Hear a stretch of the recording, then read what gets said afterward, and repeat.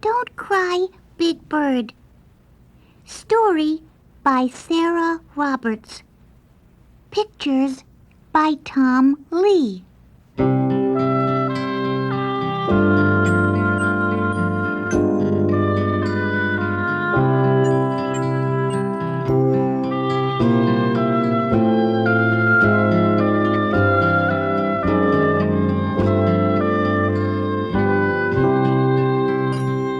Hi, everybody. This is your charming, wonderful friend, Prairie Dawn. You can read along with me, and every time you hear the turn the page. Don't cry, Big Bird. Big Bird liked to play with his friends, but playing with them was hard for Big Bird because their jump ropes were too short.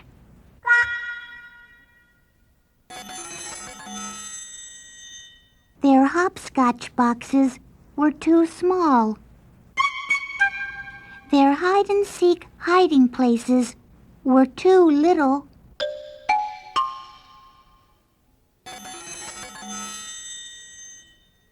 Their seesaws came down but never went up. One day, Big Bird came home from the park by himself.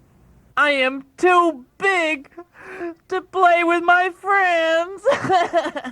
He sobbed.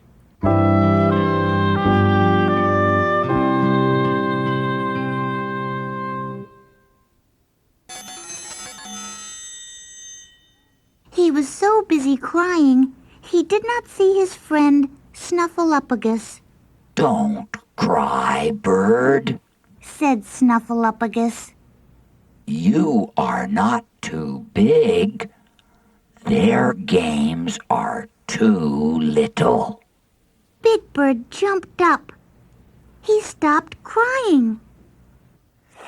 Do you really think so, Mr. Snuffleupagus? Yes, Bird, I really do. Said Snuffleupagus.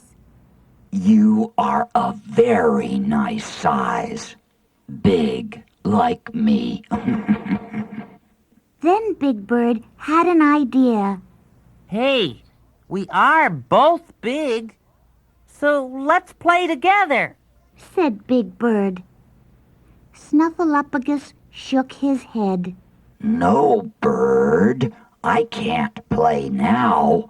It's time for my nap. And Snuffleupagus went slowly down the street.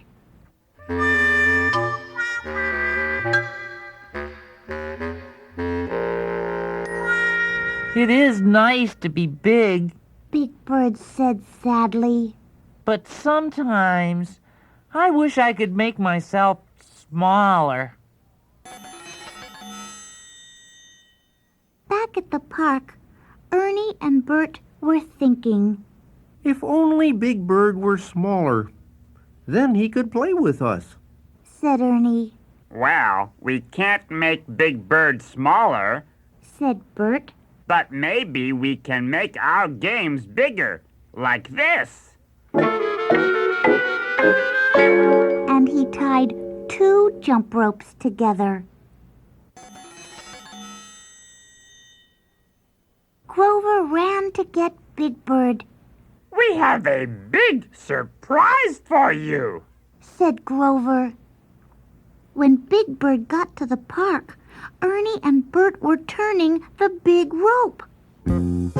Jump, Big Bird! Said Ernie. Big Bird jumped. The rope went over his head. Hooray for Big Bird! Said Bert. Everybody had a turn at jumping rope. Then Betty Lou drew the biggest hopscotch boxes ever.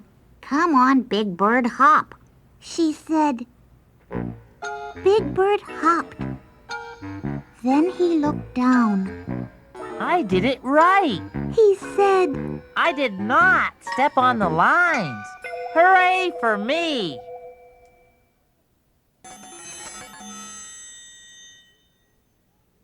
Big Bird was really happy until he remembered something. I am still too big for hide and seek. He said. Then suddenly he smiled. Hey, everybody! He shouted.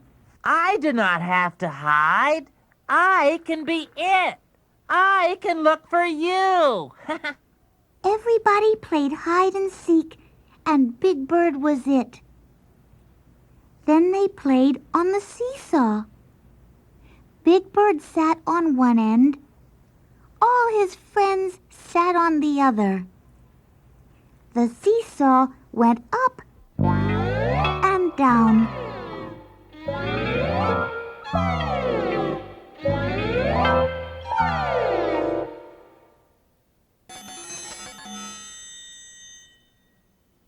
What can we do now?